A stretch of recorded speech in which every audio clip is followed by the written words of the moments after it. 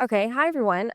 Today on the Refrigerant 365 podcast, we have a special guest, Domiano, Yeah. with You. Topco Associates. Thank you. And so, tell us a little bit about yourself and your background and how you got into the industry. Yeah. So basically, I kind of got into the industry through my role at Topco. Okay. I'm in it's just kind of brief overview. Topco Associates is a group purchasing co-op.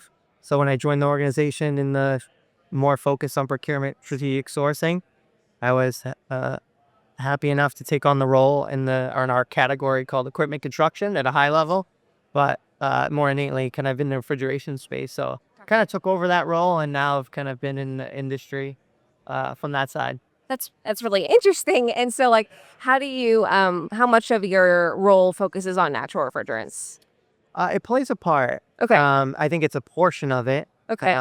As I share all that, our role is to procure and source equipment and systems, and natural refrigerants now is kind of part of that landscape on top of HFCs and Gotcha. any alternative. So yeah, Gotcha.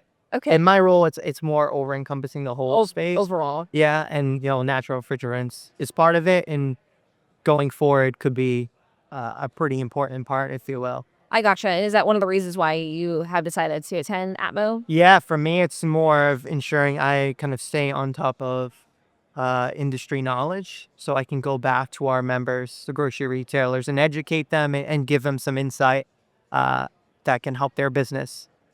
Gotcha. And so what's one of the primary concerns with that education component to your responsibilities? Well, I think it's from various lenses. We have members across the board doing various things or at various stages. Right? Some that are more down the path of natural refrigerants, while some are early stages, or some are even before that early stage. Really, just I don't know what I want to do just yet.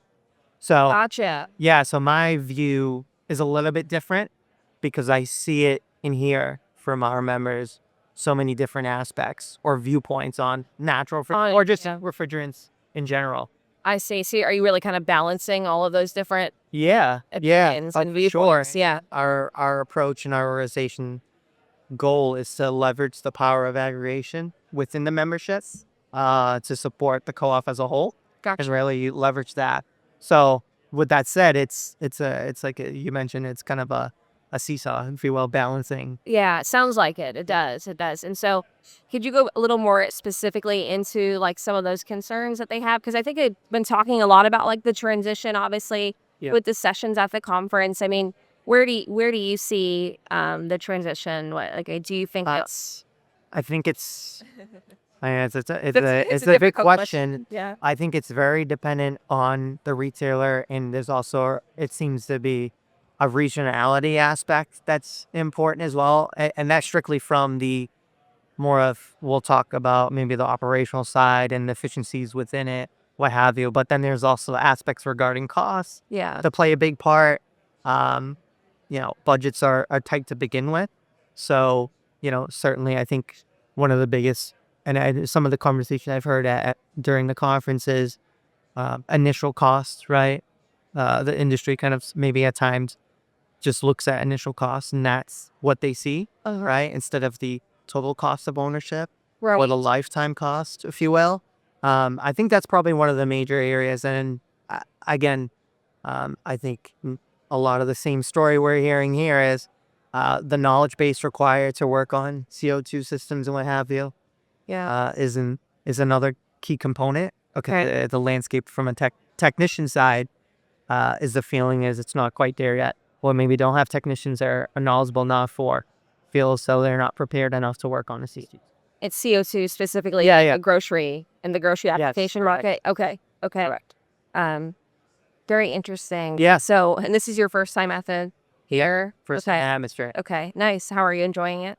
Loving it. Yeah, I like it. It's a more like it's a smaller conference, right? And I think it helps with speaking with industry experts and speaking with various individuals. I think it helps instead of a larger one where you kind of get lost in the shuffle a bit more. You can get really lost in the shuffle. Yeah. The and, nice and thing is, yeah. and the content here, Yeah. from a content piece, is very, very strong. So, especially for me, my goal being to get educated as much as I can it's almost a no-brainer. Awesome. Yeah. And so what's been your favorite part of the show so far on day one?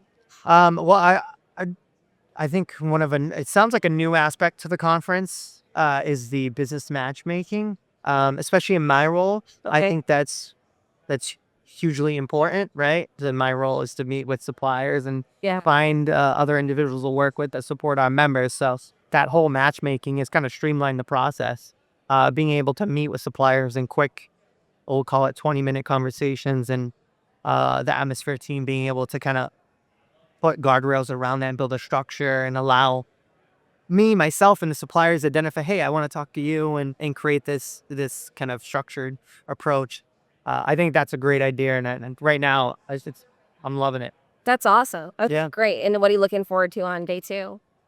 More of that, but also the education piece. I think there's quite a great